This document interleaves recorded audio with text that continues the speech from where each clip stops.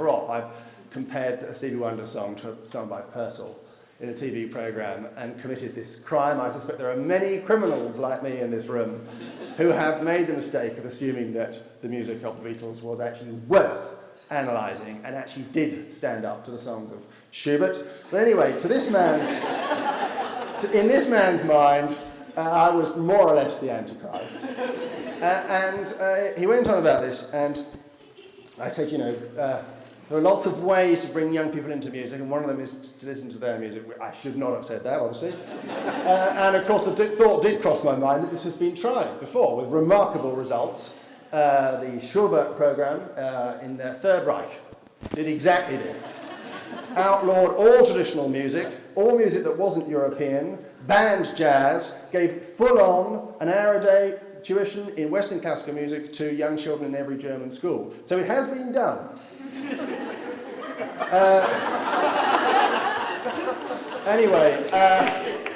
So the conversation ended in a rather embarrassing and awkward stalemate, and he walked off, unsatisfied.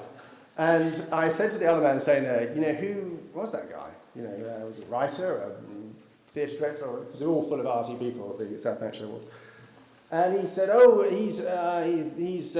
he heads up a think tank on culture for the Tory party.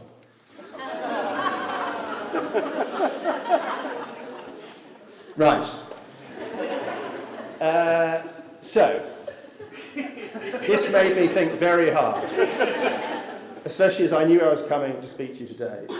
It is not my business to tell anybody what they should think politically, and I think there are all sorts of pros and cons on every side of the political frontier. But do not live in a dreamer's world that the interest that we have now in what we do and how we can deliver it and the extraordinary benefits that are available to children through what we do will last forever. And if in 2 years' time the construction sites of the biggest school building programme in our history are quiet, and if Every Child Matters is dismantled and Creative Partnerships no longer exists, there may be many other benefits around at that time, but we will be in a very different environment in our world of music for young people.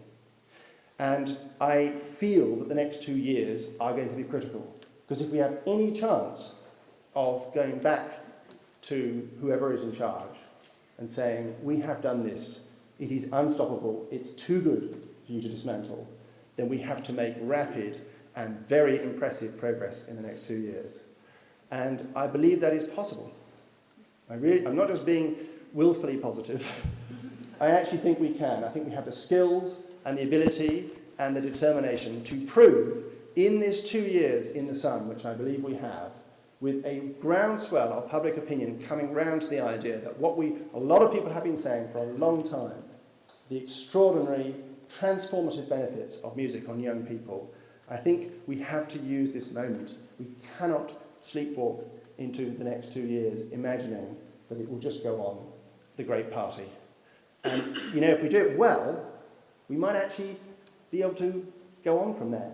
A crescendo, not a diminuendo, which would be absolutely fabulous.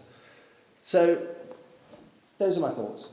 I think we just have got a great moment, and we've got great things to say, amazing results, and if ever you have those dark moments, just remember those kids and what happens to them.